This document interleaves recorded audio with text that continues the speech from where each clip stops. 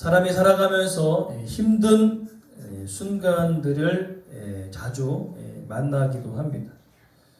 근데 정말 힘든 순간은요, 무엇이냐? 앞이 보이지 않을 때, 앞뒤 옆으로 모든 것이 막혀 있을 그때에 아무리 생각해도 가야 할 길이 없는 거죠. 아무리 생각해도 바라볼 곳이 없을 그때에 바로 사람들은 무너지기 시작한다는 것입니다. 근데 언제 더 무너지냐면 낮에는 막 열심히 활동합니다. 사람들도 만나고 하다가 이제 혼자 밤에 누웠을 때 여러 가지 생각들이 다 난다는 거예요. 관계의 문제, 가정의 문제, 건강의 문제, 여러 가지 문제들이 마음속에 짐이 되어 우리의 삶을 짓눌러 버릴 때가 있다는 것이죠. 그래서 사람은요, 점점 그 상황 속에 지쳐갑니다. 몸도 지치지만 가장 힘든 것은 마음이 지쳐버린다는 것이죠. 그래서 마음이 지쳐버리면은 기도해도 불안해지고요. 말씀을 읽어도 전혀 은혜가 되지 않을 때가 있는 것입니다. 왜냐하면은 눈앞에 보이는 현실이 너무나 크게 보이기 때문에 그렇다는 것이죠. 오늘 본문 속 이스라엘 백성들이 바로 그 자리에 지금 있게 되었습니다. 이제 10가지 재앙을 통하여서 이제 하나님의 인도하심 가운데 그들이 이제 하나님 약속하신 가나안 땅으로 출발하는 그 여정 가운데 문제가 발생합니다. 앞에는 홍해가, 뒤에는 애굽의 백성, 애굽의 군사들이 이스라엘 백성들을 죽이려고 달려오는 상황에 놓여 있다는 것이죠. 근데 놀라운 사실은요, 그들이 애굽 종살이를 하면서 그 10가지 재앙을 통하여서 하나님의 놀라우신 그 은혜와 구원을 경험했습니다. 그죠? 엄청난 사건들을 경험하였습니다. 하나님께서 강한 손으로 그들의 삶을 이끄시는 것을 경험하였습니다. 그러나 그들이 경험하고 나서 맞닥뜨린 환경은 뭐예요? 홍해라는 거죠. 그리고 뒤에는 애굽의 군대가 죽이려고 달려오는 상황에 있다는 것이죠. 그러면서 우리가 기억해야 될 것은요, 하나님을 믿는 우리들에게도 홍해가 있다는 것이죠. 하나님을 믿는 우리들에게도요, 사면초가의 상황을 만날 때가 있다는 것입니다. 그러니까 문제는 홍해가 있느냐 없느냐, 애국 군대가 우리를 쫓아오느냐 안 쫓아오느냐 문제가 아니라 그 상황 가운데 홍해를 볼 건가 하나님을 볼 것인가, 애국 군대를 볼 것인가 하나님을 볼 것인가, 무엇을 보느냐에 따라서 우리의 신앙과 믿음의 차이가 분명하게 갈리게 되어진다는 것이죠. 그래서 오늘 말씀을 통하여서 우리는 과연 무엇을 바라봐야 하는지를 말씀 통해 우리가 좀 살펴보기를 바랍니다. 첫 번째로는요, 따라합시다. 환경을 바라보면 두려움이 커집니다. 환경을 바라보면 두려움이 커진다는 거죠. 오늘 보면 10절을 보니까요, 눈을 들어 본즉, 눈을 들어 보니까 뭐가 있어요? 홍해가 있지. 눈을 들어 보니까 뭐가 있습니까? 애굽의 군대가 쫓아오고 있는 상황에 있습니다. 즉 그들은 하나님을 본 것이 아니고 홍해를 보고 애굽 군대를 바라보게 되었다는 거죠. 바로 여기에 믿음의 첫 번째 위기가 오는 것입니다. 왜냐하면 사람은 무엇을 바라보느냐에 따라서 마음의 상태가 달라진다는 거죠. 즉 같은 상황에 있어도 하나님을 바라보는 자와 환경을 바라보는 자의 믿음의 차이는 완전 다르다라고 이야기하는 거죠. 그럼 우리가 이스라엘 백성들의 상황을 좀 아주 생동감 있게 우리가 보자는 거죠. 이제 저를 비롯하여서 여러분들이 이제 저를 따라서 하나님께서 원하시는 가나안 땅으로 가는 여정에 있다고 생각해 보십시오. 이제 여기서 떠나는 거예요. 떠나는데 앞에 딱 보니까 북한강이 딱 가로막는 거죠.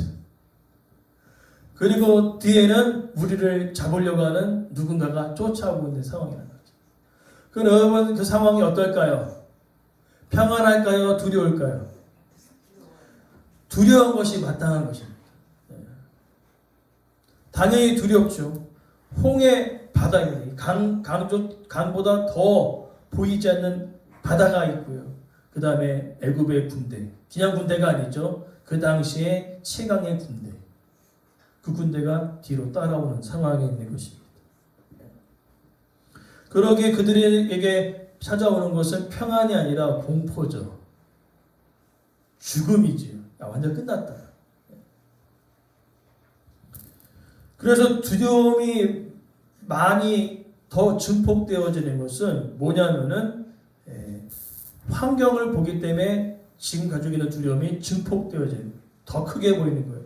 와, 홍해바다도 더 깊어 보이고 애국 군대도 더 강하게 보인다는 거죠.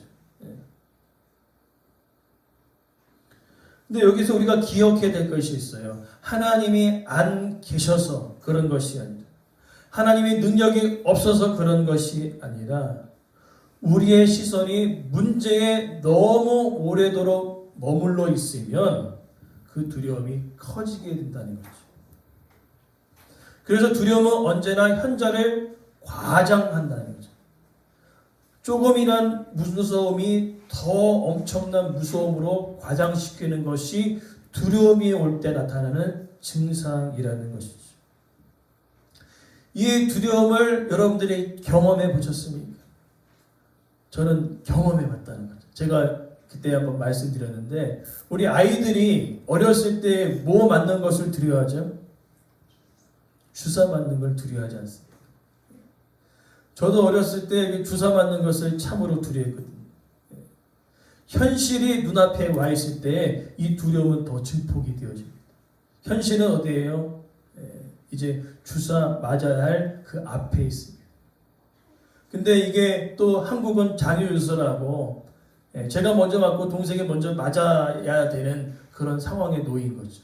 두려움이 증폭되고 있습니다. 그리고 그 주사는 불주사였습니다.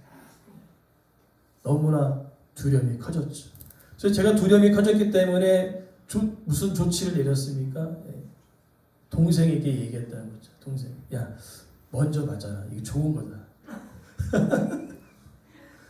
건강하게 좋으려면은 먼저 맞아라. 형이 막 양보하는 척 했거든요. 선심성의 척 하면서. 동생이 그때는 되게 순수했어. 형 말은 무조건 믿었거든. 그래서 야, 먼저 맞아라. 좋은 거야. 그랬더니 불주사니까 웬만하면 동생도 참는데 막 소리 지르고 우는 거죠. 그때 저는 두려움이 더 증폭됐어요. 제가 선택한 방법은 뭡니까? 맨발로 도망치는 거죠. 그때 아마 우사인 볼트보다 더 빨랐을 것 같아요. 산으로 그냥 막 냅다 달렸거든요. 두려움이 증폭되면 그래요. 현실이 문제가 더 크게 보이는 거죠. 그래서 엄청나게 달렸지만은 달려도 오토바이를 이길 수 없습니다. 그죠? 오토바이를 못 있어요. 산을 넘었어요. 산을 넘어서 저는 이제 끝났다고 생각했어요. 근데 산 넘어서 아버지가 대기하고 있어요. 누구랑 대기하고 있냐면 간호사와 대기하고 있습니다. 제가 병원에 들어갈 것을 두려워해가지고 아버지 간호사를 데리고 오셨어요. 그래서 오토바이 위에서 제가 불주사를 맞았거든요. 아무튼 문제는 뭐냐면은 우리가 이 두려움이 오면요, 현실의 문제가 엄청나게 커져서 자꾸 그것을 피하려고 한다는 거죠. 오늘 본문의 문제를 보니까 두려움이 임하자 무엇이 문제가 발생합니까? 현재 문제가 과장되어지고 과거의 은혜를 완전히 잊어버린 것입니다. 과거의 10가지 재앙을 통하여 하나님께서 그들 가운데 보여주신 그 놀라움을 잊어버리게 된다는 것이죠. 그래서 우리는요, 새로운 문제가 딱 우리 가운데 오면은요, 과거의 것은 잊어버려요. 현재 문제가 엄청나게 크게 보인다는 거죠. 그래서 신앙의 싸움은 다른 것이 아닙니다. 무엇을 바라보느냐의 싸움이라는 거죠. 현실을 바라볼 것인가 아니면 하나님을 바라볼 것인가. 그 차이에 있다는 것입니다.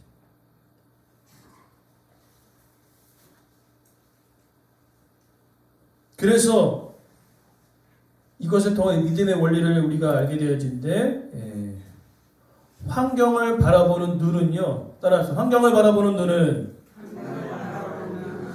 두려움을 키우고 하나님을 바라보는 눈은 믿음을 키운다. 아멘. 두려움이 커질까? 믿음이 커질까? 무엇을 바라보냐에 따라 달라 있습니다. 그리고 두 번째로는요. 환경을 바라보면 원망과 불신이 나오게 되어집니다. 오늘 11절과 12절의 내용을 보니까 이스라엘 백성들이 두려움 가운데 멈춰 있지 않고 이제는 두려움에 사로잡히자마자 그들이 내뱉은 것은 원망의 말이었다는 것입니다. 원망의 말 그리고 불신의 말을 내뱉고 있는 것이죠. 그렇기 때문에 우리가 원망이 우리 가운데 있었다는 것은 뭐냐면 하나님에 향한 어떤 시선들이 마음에서 떠나기 시작했다는 것을 기억하는 거죠. 그러니까 우리 가운데 원망이 있다는 것은요. 우리의 시선이 이미 하나님을 향했던 그 시선이 환경으로 향하고 있다는 증거가 되어진다는 것이죠. 그래서 우리 인생 가운데 입술에 불평이 많아진 것도 마찬가지입니다. 하나님을 바라봤던 시선이 환경을 바라보기에 원망과 불평이 생기게 되어진다는 거죠. 어떻게 원망하고 있습니까? 왜 우리를 이끌어내어 이같이 하느냐. 가만히 내버려 두라고 얘기했는데 왜 굳이 우리를 내버려 두지 않고 데리고 와서 광야에서 죽게 하느냐라고 이야기하고 있는 것입니다. 두려움에 빠진 사람들의 특징은 책임을 전가한다는 거죠. 책임을 누구한테 전가하는 거죠? 모세에게 전가하죠. 근데 모세를 누가 부르셨나요? 하나님께서 부르셨죠. 즉 모세를 향한 원망은요. 하나님께서 이끌어 가시는 그 길에 대하여 불신한다는 거죠. 이해되십니까? 모세를 향한 그 원망은요. 하나님께서 그들을 살려내시기 위하여 내시는 그 생명의 길에 대하여 불신한다는 거예요. 하나님 그냥 내버려 두십시오. 과거가 이제 훨씬 더 좋습니다. 그리고 그 불신의 마음이 얼마나 깊어졌냐면은 어떻게 얘기합니까? 12절에 애굽 사람을 섬기는 것이 광야에서 죽는 것보다 낫습니다. 이거는 뭐냐면요. 구원하신 것보다 종살이하는 것이 낫다는 거예요. 구원하신 것보다 노예로 살아간 것이 낫다는 것입니다. 즉 하나님께서 능력으로 이끌어내신 구원의 은혜보다 익숙한 애굽의 삶이 더 편하다는 거예요. 실제로 편했던가요? 실제로 편했나요? 노예인데 종일 일하는 거예요. 하루 종일 일하고 또 일하고 또 일하고 계속 쉴 틈이 없는 그 노예의 삶이 진짜 좋았냐는 거죠. 그렇지 않았다는 겁니다. 근데 우리는요, 현재가 더 문제가 어려워지면은 과거의 어려운 것들을 기억하지 않아요. 그래서 우리는 어떻게 합니까? 옛날이 훨씬 더 살만한데 하고 생각하는 그런 연약함이 우리 가운데 있다는 것이죠. 착각한다는 거죠. 과거에도 힘들었는데 현재가 더 힘드니까 뭐예요? 과거의 일이 더 편했다는 거죠. 근데 과거도 쉽지 않았다는 것입니다. 지금이 너무나 힘들면요, 예전의 삶이 편해 보이는데 그 편했던 삶도 어때요? 힘들었어요. 그러나 이스라엘 백성들은 지금 현재 닥친 그 어려움 때문에 과거가 낫다는 거죠. 노예가 낫다는 거예요. 괜히 이끌어내가지고 왜 우리를 죽게 하느냐라고 하나님께 원망한다는 거죠. 그러면서 우리가 살펴볼 것은 우리가 어려움 가운데 있을 때 두 가지 반응이 있습니다. 하나는 탄식이고 하나는 원망이에요. 자, 시편을 보면요. 시편에 보면 다윗도 숱한 어려움들을 경험했습니다. 우리가 새벽에 말씀 묵상하면서 탄식의 시가 있다고 제가 말씀을 드렸는데 탄식과 원망은 달라요. 탄식은 뭐냐면은 탄식은 하나님께 매달리는 것입니다. 하나님, 지금 이 상황이 너무나 힘듭니다. 내 힘으로 전혀 이것을 이겨낼 수 없습니다. 그러니 하나님의 도우심이 필요합니다. 그것이 탄식이에요. 그럼 원망은 뭘까요? 원망은 이거예요. 하나님, 왜 이러십니까? 차라리 예전이 낫겠어요. 왜 나를 이렇게 이끌어 가셔갖고 왜 힘들게 고난 가운데 내버려 두십니까? 예수님 안 믿었을 때가 더 좋았던 것 같아요. 하고 얘기하는 것과 다르다는 거죠. 그럼 여러분, 원망과 탄식은 다르죠. 우리가 그렇다면 이 어려움 가운데 있을 때 정말로 이 문제가 눈덩이처럼 크게 보일 때 여러분들이 해야 할 일은 무엇입니까? 탄식이에요. 눈물 흘려 기도하는 것입니다. 하나님, 이 문제가 내 힘으로 절대 해결되어 줄 수 없습니다. 하나님께서 내 삶을 이끌어 주시옵소서. 그것이 탄식이죠. 그러나 이스라엘 백성들은 탄식이 아니라 원망이었다는 거죠. 하나님, 과거가 나요.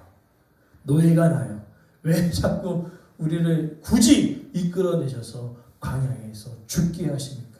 라고 얘기하고 있다는 것입니다. 그렇다면 이제 우리가 방향을 바꿔서 환경을 바라보면 이런 문제가 있는데 과연 이제 하나님을 바라보면 어떤 일이 일어날까요? 궁금하시죠? 이제 함께 보자는 거죠. 하나님을 바라보면요, 따라합시다. 두려움 속에서도 믿음으로 서게 됩니다. 아멘. 자, 13절을 보니까요, 지금 전혀 이해가 되지 않는 상황에 있습니다. 지금 홍해가 가로막고요. 그 다음에 애굽의 군대가 몰려오고 있습니다. 여러분 어떻게 하셔야 될 거예요? 인간의 방법은 어떻게 됩니까? 일사불란하게 도망쳐야 되겠죠. 그죠? 그것이 지혜로운 행동 아닙니까? 일사불란하게 흩어져야 돼요. 흩어져야 누군가는 살아날 거 아닙니까? 사람의 말로 생각하자면 모세가 얘기할 것입니다. 자, 가족별로 이렇게 해가지고 빨리빨리 서둘러서 도망칩시다라고 이야기했을 것입니다. 모세가요. 그러나 모세는요, 이상한 얘기를 하고 있습니다. 따라합시다. 가만히 서라. 가만히 있으래요. 전혀 이해가 되지 않는 말씀 아닙니까? 살 길을 계산해보자, 얼른 도망치자, 가족 단위로 움직여라, 막 그런 게 아니라 그 자리에 가만히 서 있으라는 거죠. 이해되지 않지 않습니까? 두려워하지 말고 가만히 서서 하나님이 행하신 것을 보라는 겁니다. 이것을 우리가 좀 구체적으로 하나하나씩 살펴보자면 두려워하지 말라. 단순히 감정을 누르라는 이야기가 아닙니다. 이 상황을 가볍게 보지 말라는 뜻도 아닙니다. 이 상황은 절대 가볍게 넘길 수 없는 상황이죠. 두려움의 상황입니다. 그럼 뭐 하라는 겁니까? 두려워하는 것도 당연히 자연스러운 행동입니다. 그러나 모세는 두려워하지 말라라고 외치고 있습니다. 무엇입니까? 상황이 약해서가 아닙니다. 따라서 그 상황보다 하나님이 크시기 때문에. 아멘. 그 상황보다 하나님이 더 크시기 때문에 두려워하지 말라라고 이야기하고 계시는 거죠.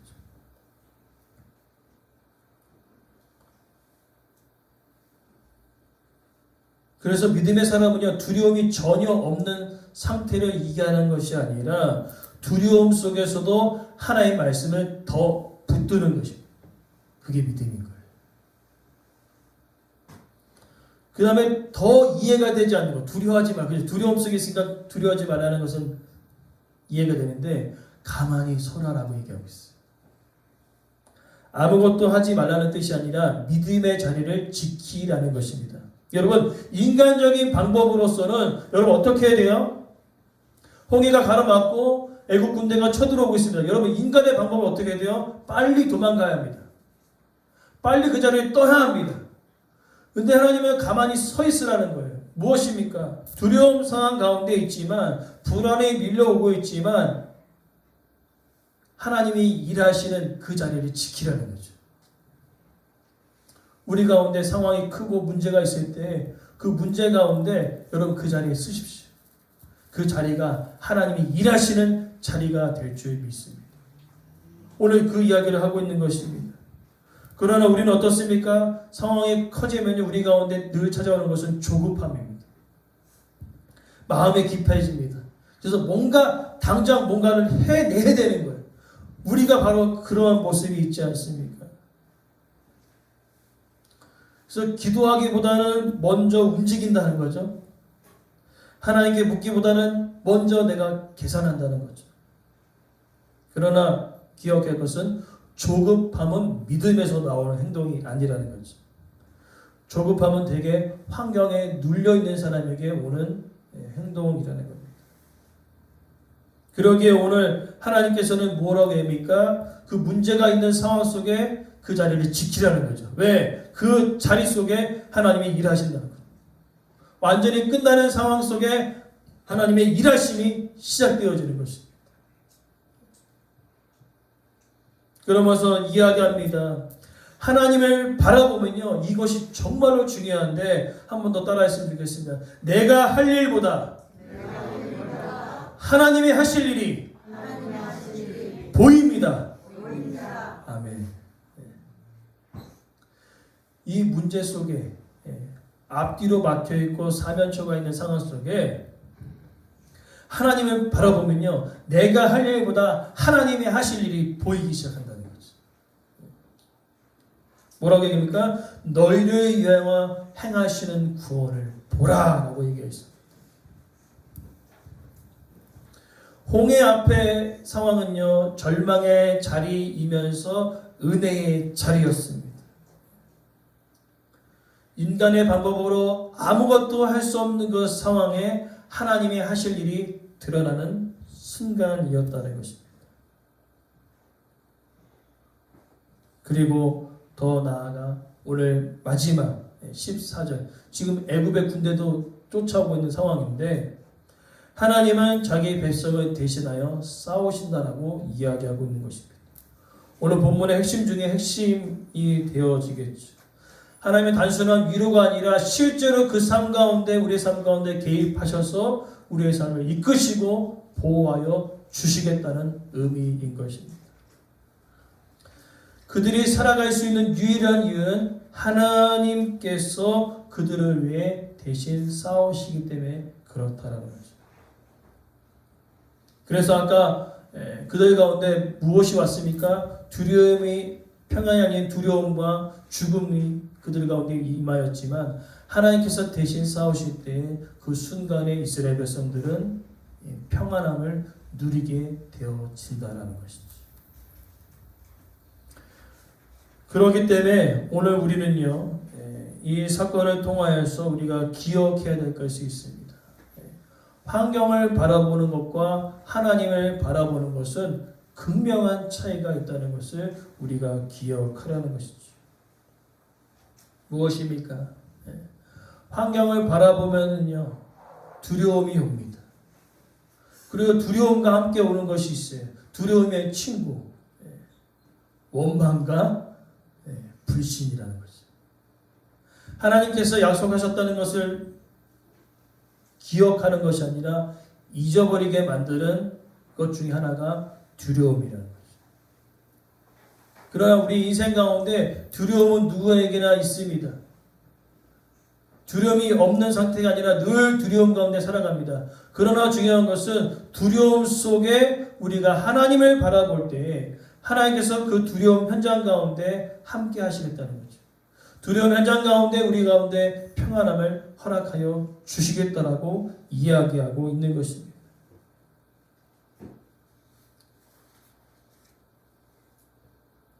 그렇기 때문에 오늘 여러분 무엇을 바라보느냐에 따라서 우리의 믿음의 차이와 신앙의 차이가 완전 달라진다는 것이죠. 하나님을 바라볼 때와 환경을 바라볼 때. 우리에게 필요한 것은요, 더 큰 계산을 하는 것이 아니라 하나님을 향한 더 깊은 신뢰가 필요합니다. 더 빠른 상황의 판단이 아니라 더 분명한 믿음이 필요한 것입니다. 더 많은 걱정이 문제가 아니라 더 간절한 하나님에 향한 시선이 필요한 것이지. 그것을 여러분들이 삶 속에서 아마 경험하셨을 것이고 또 앞으로도 경험하게 되실 줄 믿습니다. 중요한 것은 무엇을 바라보느냐. 이스라엘 백성들은 환경을 바라봄을 통하여 그들 안에 두려움이 더 증폭되고 원망과 불신이 그들 가운데 찾아오게 되었습니다. 그러나 그 반대로 모세는요, 하나님의 바라봄을 통하여서 어떻게 합니까? 두려움이 아닌 평안함으로 하나님께서 이끄신다는 그 확실한 믿음을 그가 가지게 되어졌다는 것이죠. 그래서 오늘 우리는요, 기억해야 합니다. 무엇입니까? 상황과 환경보다 더 크신 하나님의 역사가 우리 가운데 있고요. 더 중요한 것은 때로는 가만히 서 있는 훈련도 필요합니다. 우리는 뭔가 내가 다 해보려고 하는 게 있어요. 하나님께 맡긴다고 얘기하지만 다 해보는 거죠. 기도보다는 벌써 발이 움직이고 있는 것입니다. 어디를 찾고 저기를 찾고. 그러나 하나님께서 원하시는 것은 무엇이냐면 발이 움직이기 전에 먼저 기도하라는 것이죠.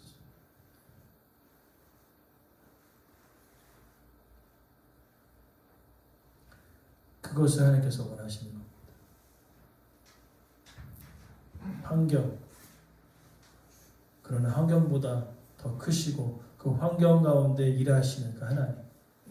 문제 속에 있지만 그 문제 속 안에서 여러분 서 계십시오. 그 자리에 믿음의 자리를 지키십시오.